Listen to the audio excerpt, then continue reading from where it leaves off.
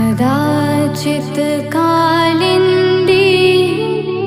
तटविपिन संगीतकरवो मुदा भीरी नारी वदन कमला स्वाद मधुपा रमा शम्भुर्ब्रह्मा मरपति गणेशार्चितपदो जगन्नाथ स्वामी नयनपथगामी भवतु मे भुजे सबे वेणु शिरसि शिखि पीच्छं कटितटे